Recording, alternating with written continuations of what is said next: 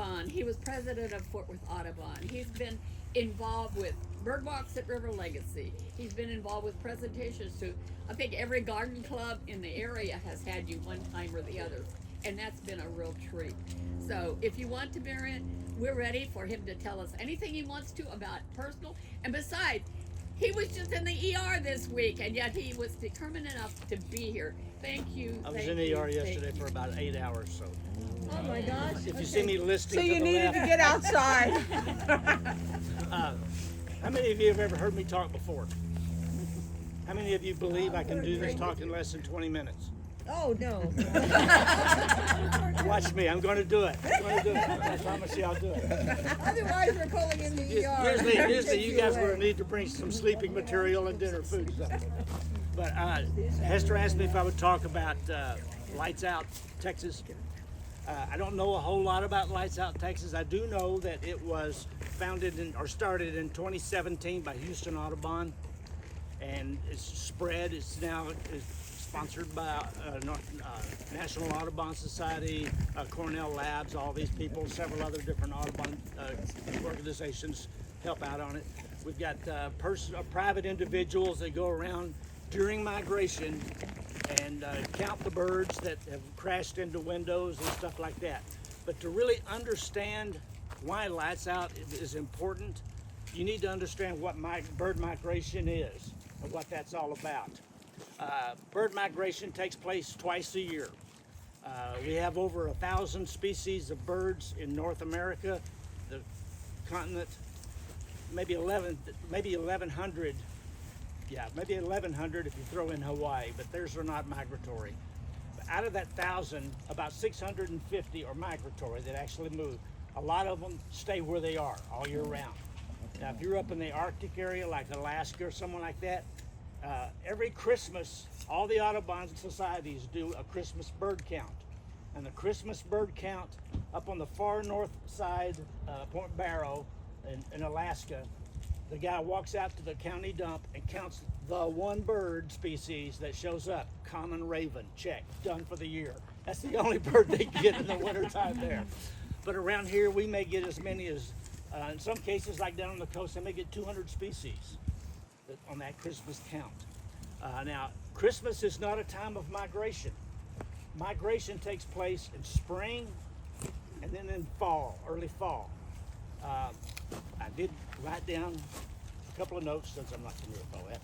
The peak time in spring is from, let's see here, March the 1st, or actually April 15th to May the 7th. And the peak time in fall is September 5th through October 29th. Now, that's not a long period of time, that's a couple of weeks. Birds are migrating in the spring. They're coming from South America, Central America, headed north. They're going to breed. And that's when they've got their breeding plumages on. They're very colorful. They're singing their songs, so they're easy to spot. You can hear them calling. Okay, oh yeah, I have been down at the Texas coast many times, but sometimes you can look at one little group of trees and you can count up to 23 warblers in that tree without even going over here. Different species of warblers. I mean, they come through so fast. These are the little tiny, very colorful birds.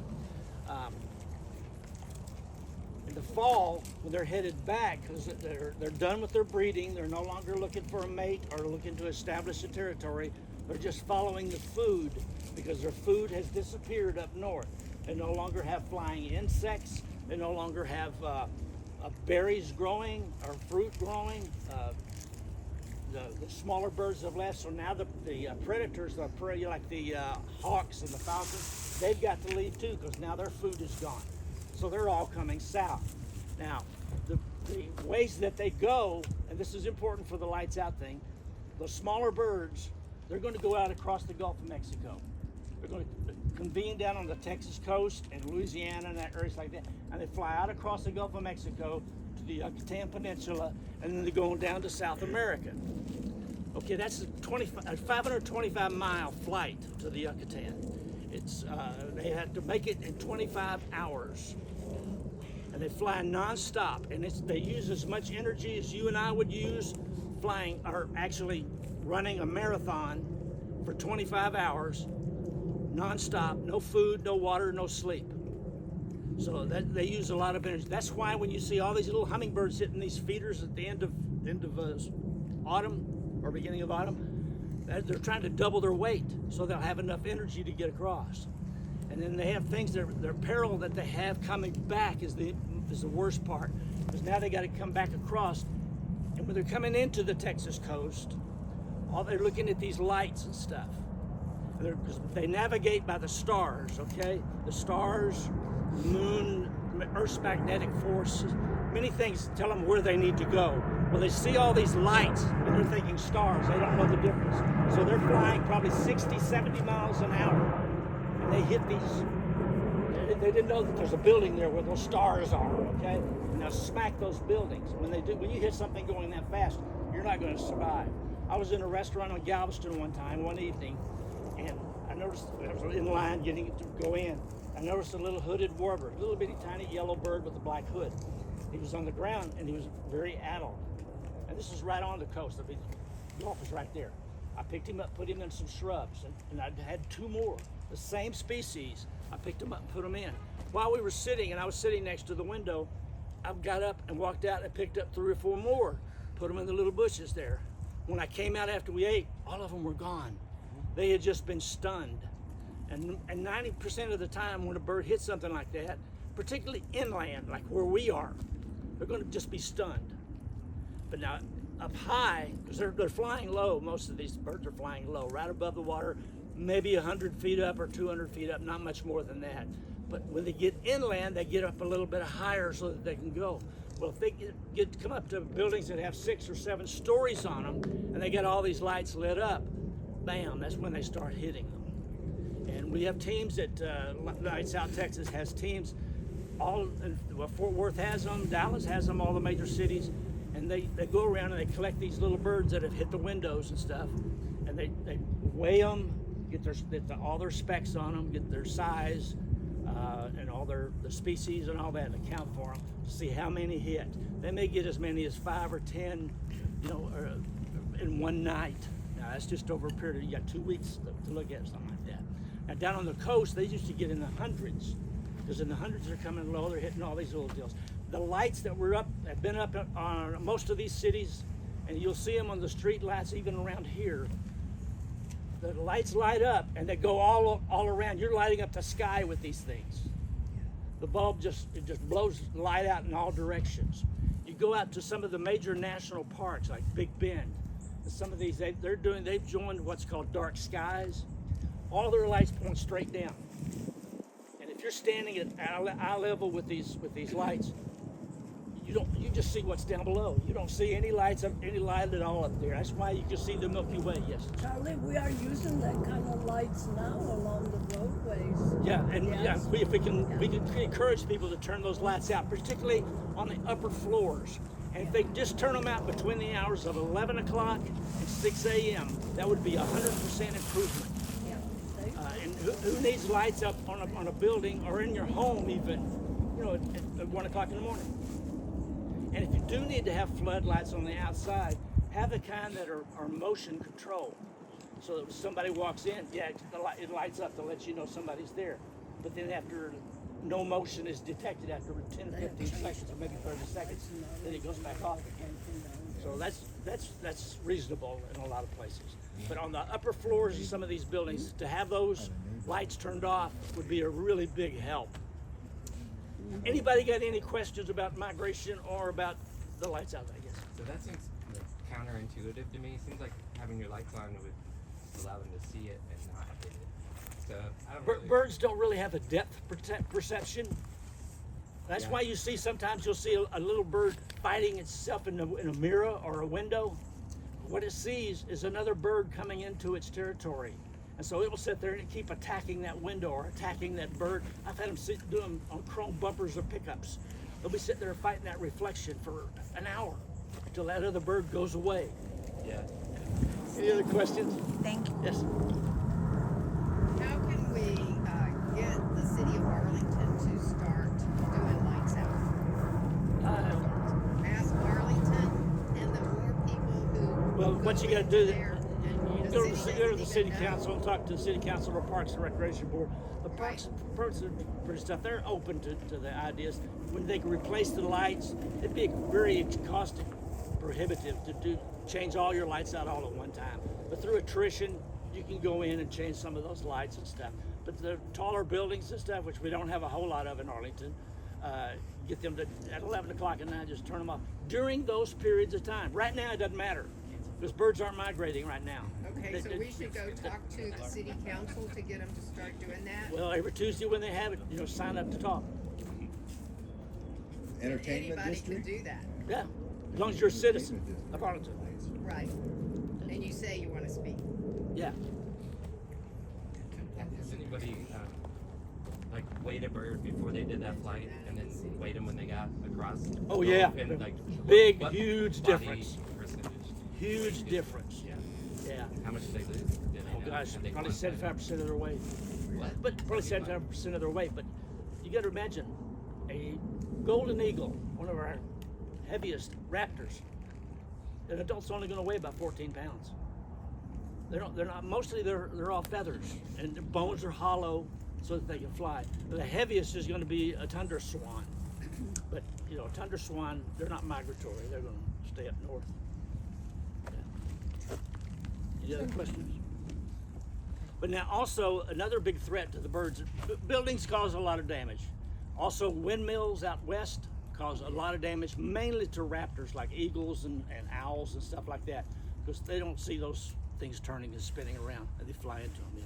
I guess I have a question about migration. So sometimes you'll see like a certain area, like Randall Mill Park, for instance, there'll be a couple of days where there are hundreds of egrets. But it's usually like in the winter time. Or vultures sometimes, there's just be hundreds of them over there. So are they, even though they've migrated in, and they're not migrating back until A lot of times this may be a migratory stopover for them, because they stop and feed as they go. Okay. So they don't just fly from Alaska all the way to the tip of Argentina like the Swainson. They take their time. They take Yeah, several they weeks to they do They it. have to eat. They have to sleep on the way down. Okay. But now the ones going across the Gulf, they don't. And that brings up another point too. You can tell me to shut up whenever you want to, Ann. The smaller birds, the ones that you normally see during the daytime, those migrate during the daytime. The ones that you very rarely see, like the cuckoos and the buntings and things of that nature, they're going to migrate at night. And so at night you don't get too many thermals. And thermals, there's hot air rising, and those thermals rising up help hold a bird up in the air. Now there are no thermals over the water ever, even in the daytime, so those kind of birds can't really migrate across the water. I'm talking about raptors like hawks, eagles, some of those guys are bigger, the vultures and stuff.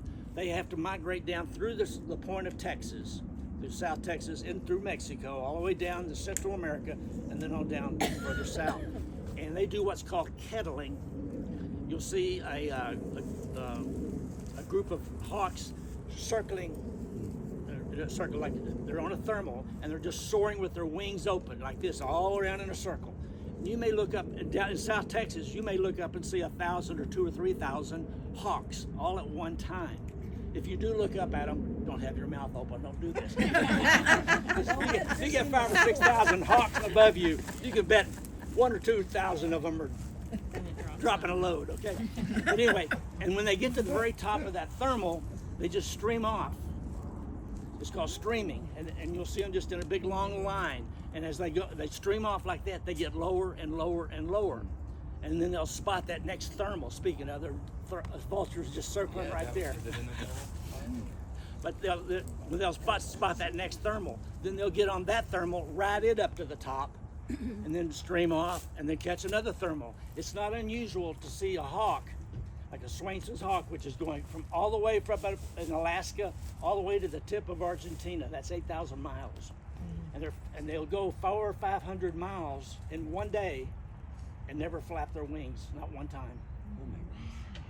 And it's amazing, just by using Earth's Save a lot air of by energy. rising up like that. And but yeah, anyway, if you're ever in South Texas, like down around Padre Island or somewhere like that, in the late fall, Just look it up and watch. It'll look like, particularly on a real cloudy day, like hot, the big white puffy clouds, the cumulus clouds. If you look at those, and then you see these little black specks, like pepper on top of gravy. Those little black specks circling around, they're all hawks. And it's really kind of neat. Wow. And some of them are the same species, a lot of them are different species. No question. I saw a lot of, seagull in the Lake Arlington area. Oh yeah, we Where get are those in the wintertime. They come here for the winter. When ducks and gulls and stuff like that migrate, and the ducks fly south for the winter, we're the south. Oh. This is where they come. Okay. Some of them going into Mexico and further down, but all the ducks that were born this year or last year, or the last 2 or 3 years up north, they're coming down here, and so we're getting a lot of. You'll see more gulls on the lakes. You'll see bald eagles on the lake.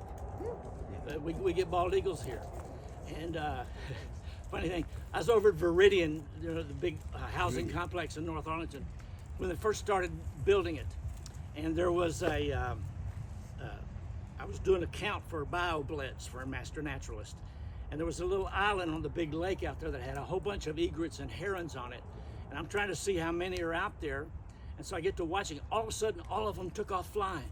I thought, what's coming in? And here comes a bald eagle, and he was chasing a gray blue heron. Well, he missed. The heron got away, and the eagle went over and landed on a pile of dirt in the construction area. So I get out of my car. I got my scope set up where I can see him really good, and I got my camera out, my binoculars, and I'm looking over there. Well, this lady is jogging through the neighborhood.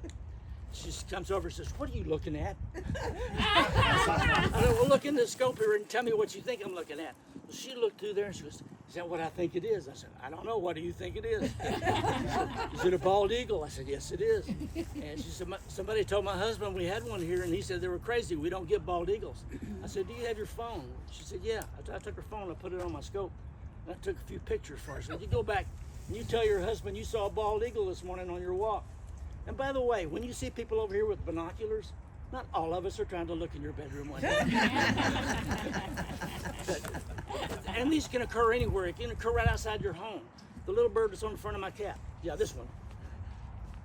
That's a roadrunner. People always asking me, where do I find roadrunners? Do they migrate? No, they don't migrate. They live wherever they want to live. And there's only one place I can tell you for sure you're going to find one 100% of the time. Here you may find them just intermittently. They may show up in your parking lot of a Walmart, or they may show up in your backyard. They're looking for lizards and things like that. Well, if you go to Big Bend, and you go to the south part of Big Bend, there's a little place down there called Rio Grande Village, and everybody goes there for ice cream or whatever they can get, gas and that kind of stuff. You pull into that little store right there and you stop and get out of your car. Well, immediately, here comes a roadrunner over to jump and get all the insects off the front of your car. There you go. I've never driven up there that didn't happen. And we got one picture one time, and it was really blurry, but there was a coyote over there watching it. Wiley? Yeah, Wiley. But migration is an important time of year, and that's when it's most dangerous. In addition to having your lights out, having food out, put your cats up. More birds die from cat attacks than all the buildings in the world. Another thing that's a real threat to them are pesticides and herbicides. You spray your yard with a bunch of pesticides and kill all the insects, and then a bird comes along and eats one of those insects. Guess what? You just sprayed that bird. Or if you put poison out for rats, an owl or something eats that rat, you just killed a rat. You killed an owl. When you can, avoid pesticides and herbicides. Yeah. And if you get good lizards and you make a deal with them, you guys eat these bugs, don't eat these bugs, but eat these bugs. And they listen to you. I'm sure they do. Yeah, they do. Any other questions? Oh, I have a quick one. Sure. So the Mississippi kites. Like, Mississippi cats, we get them in the to spring. South America, right? When do Yeah, they come go to back? South America, around Brazil and area in there. We get them in the spring, and then they'll be here all summer long, and they leave in the early summer and head back down. So they'll come in that window that Yeah, you're they talking about? and their main food that they eat are dragonflies and cicadas. It's a hawk. It's a big gray hawk, about yay big. And sometimes you'll see 5 or 6. And if you're over in a wetland area, like in the drying beds, which is now closed, but if you're over in that area, sometimes you can look up, and I've counted as many as 75 Mississippi cats flying around. chasing dragonflies and cicadas. But they're neat to watch. Yes. I have a question about our pond over here, because Yeah. we've always had some local ducks that have hung around for a while, and all of a sudden, after we saw one of the domestic ducks was dead in the pond, then all the ducks are gone. Nobody's coming back. There might be a wash of fertilizers and things like that get into the water, That's and just it's road not attractive to poisons them. and stuff, and antifreezes and stuff like that. Wash into ponds and stuff like that. And for the Charlie, you most, might spend a little time talking, particularly for the kids, to know what to do if you do want to feed the ducks. And the, oh, if you want to feed the ducks, feed them like cracked corn. Don't feed them white bread. People shouldn't eat white bread. It's not a good thing, all right? Get some good whole grain. Get stuff that's got pieces of bark in it, like my wife says. But feed them cracked corn, vegetables. Ducks love vegetables. Get some lettuce or something like that. Throw some lettuce and stuff out. Regular bird seed. I'm sorry. What about chicken food? We have chicken feed. Chicken feed, yeah, that'd be all right too. Is that okay? Yeah, that'd be good. As long as it's not a GMO type chicken feed. Just, wild animals are not, they don't eat the same things that we do. And so just be cautious Charlie, with what you're giving them. Could you feed them dry cat food or dry dog food? Could No. you give them some of that? No, No? I wouldn't. No. Okay. What's going to come and eat that are going to be things like possums Uh-huh. and raccoons and stuff like that. As far as bird food goes, you got birds that eat seeds, like all these little seeds and stuff, these inland sea oats and stuff like that. I see some Virginia walleye right over there. They eat seeds, which you can get at any store. Sunflower seeds are their favorites, and those are good seeds, black gold sunflower seeds. They eat insects. She got little wrens and things like that go around picking up bugs and stuff all out of the little nooks and crannies. They eat little spiders and stuff like that. Eastern Phoebe. You really need to have lizards and wrens in your yard. Boy, they keep your bugs under control. They really do. Yes. Crackles. Grackles? Are they still protected? Yes, all Even native. though we have all millions of native them? species. And the reason we have so many of them, it got cold up north. When it gets really cold up north, they fly south. They come here. But they're always around. You go to any parking lot. Enjoy them. Learn to love them. Don't park your car under a tree. Don't park your car under a tree, particularly a live oak tree where they can roost in there and not be seen. But they're still protected though. Yeah, all native species are protected. The ones that are not are house sparrows, starlings, feral pigeons. But they're not that big of a problem. The grackles are a problem because they poop on cars. And if you're dumb enough to park your car under a tree, I hope your hose is good. You might talk to the group about where's the best place to go for a bird walk this time of year. Outside. In this area, there are some. In that this we area, know. any one of the parks, like for instance, right here in this park this morning. I came here this morning, I was just walking around, and let's see if I can get to it here. Take me a second, maybe.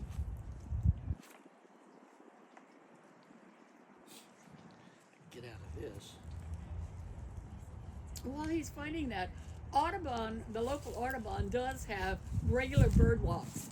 And if you look on Fort Worth Audubon, you'll FWAS.org. list and see their calendar of when there are organized bird walks, and there are always something going Here's on. what I found here this morning so far.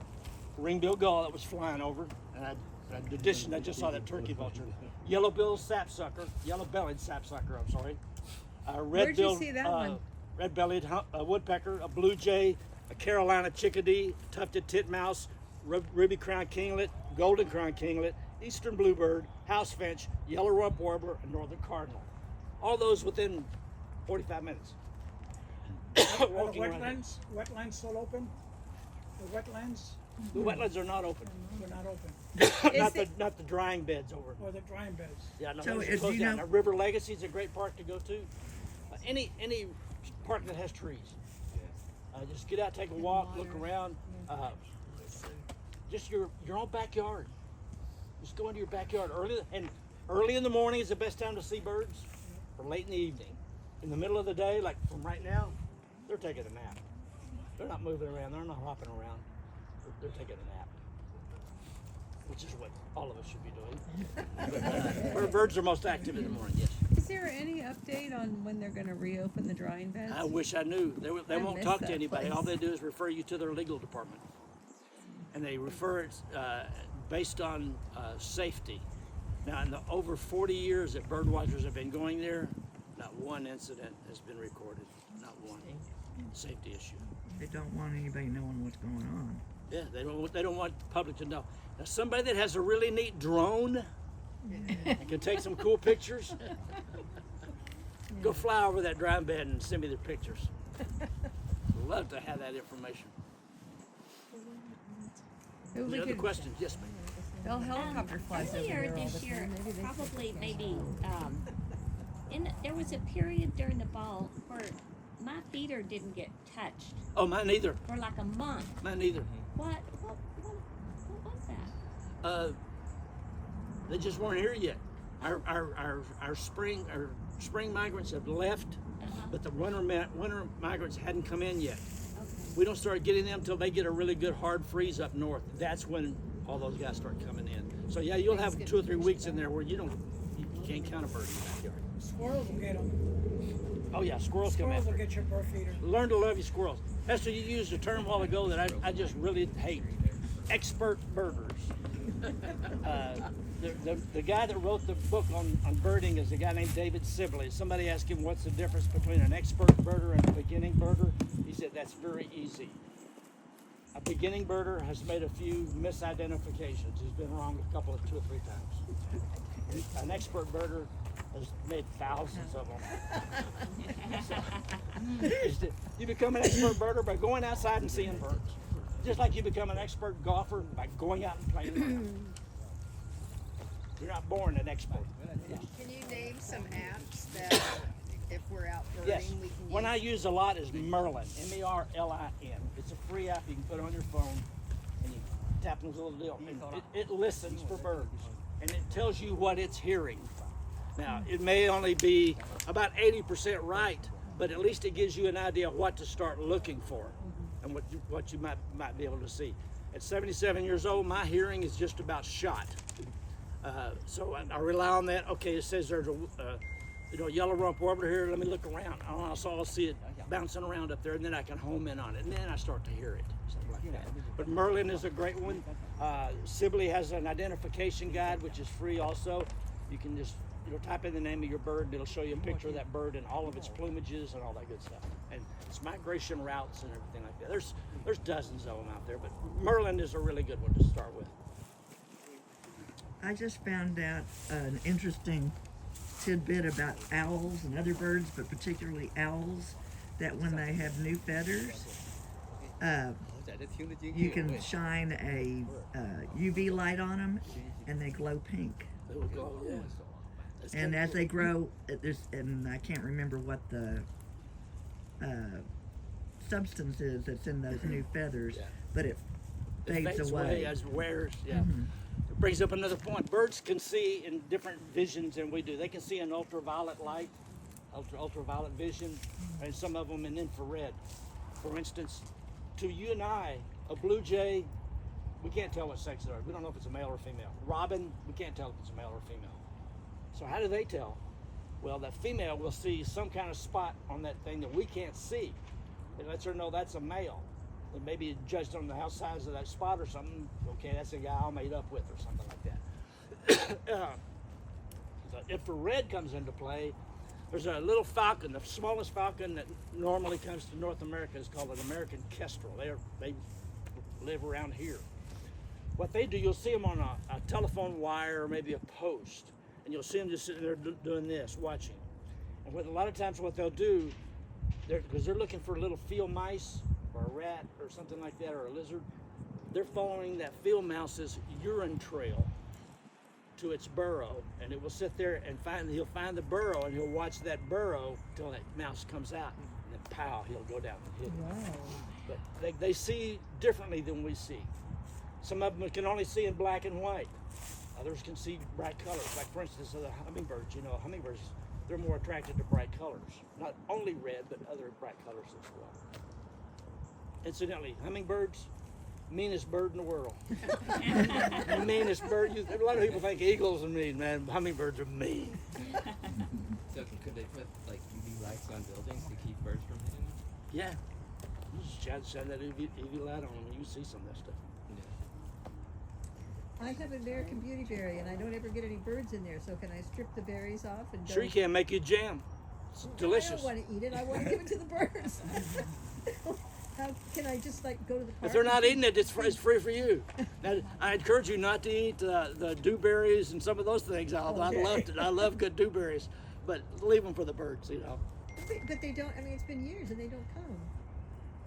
Oh, they'll come. Okay. Just like to your neighbor's house. And some of them wait until they're really, really Right. past us eating them. Yeah. You might talk a little bit about waiting for them to become alcoholic for the birds. Oh. Oh. Yeah, if they eat a fermented berry, they will get a little bit drunk. Yeah. They can't fly for a while and stuff like that. So, and nandina bushes. Almost everybody knows what a nandina bush looks like. Oh, yeah. Those little bright, shiny red berries that are on there, they're loaded with cyanide. Oh. And when birds eat those, they don't usually last long. So if you don't want to get rid of your nandina bushes, at least strip off those berries. It'll knock those things off. They have a new dwarf nandina now that does not bloom. It's still not a native. Yeah, that would be. Exactly. Exactly. Any other questions? Not that I recommend it, Literally, but my you know. program ended about an hour ago. So I did my 20 minutes. Thank you, Charlie. Yes. We have another question here. Sure. Do you have any recommendations for homeowners and for the kids at home? Anything that they can do for lights out? Anything for lights out is, like I said, between 11 o'clock at night and 6 a.m. in the morning. Make sure all the lights are out. And if you have to have lights on the inside of your house, close your blinds. That way the birds can't see them from outside like that. And as far as street lights, and when we're talking about street lights, if they do disperse out, and maybe not up because it faces down. Even out is better than up. But even out, if you can encourage your homeowners association or whoever to put the dark lights thing in, it's called dark light or dark sky. Excuse me, dark sky. It's just a globe that's shielded on the top, so that all the light goes straight down, and that's where you need it. I mean, you don't need nobody's looking at the roof of your house. You want that. And if you have to have that for security reasons and stuff, do the motion sensor thing. I go by, I walk early in the morning. I usually walk in the dark because if I walk in the dark, I get the exercise. If I walk in the daytime, I see birds and I stop and I don't get the exercise out of it. So I'm trying to walk in the dark. And I walk past several houses, and as I walk by them, the lights will come on. I've even had one I'm talking to me, you were being recorded. So I just keep on walking. And for those street lights, you said most of them are flying within 100 feet, right? Yeah, if they're flying that high up, and if it's just pointing down, they're not worried about it. But if it's pointing up at them, it will draw them into it. Just like if you're walking along a path where somebody's got a big bright headlamp on, you kind of feel like you're being drawn to that, like a moth going to a flame. You know, you're going to that. And they're doing the same thing. They may not be the direction they want to go. It's a whole other program. But it draws them into it. That's what draws them into the tall buildings. If the tall buildings can't shut off their lights going up, because they had custodial things happening or whatever, they can at least close down blinds or something like that to dissipate some of that. What about water towers? Water towers, you got to have a certain amount of safety. Otherwise, you're going to have helicopters and planes flying into them.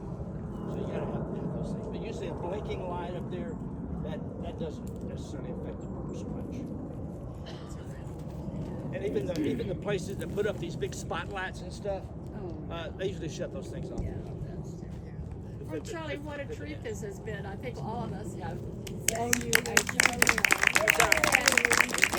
yourself, because we need you to keep doing this. So, no more runs to ER. Take care of yourself. Oh, yeah. And you guys hang around and Yeah, he'll if you had answer questions or anything about it. for a minute or two. But we do appreciate it. Thank you so much.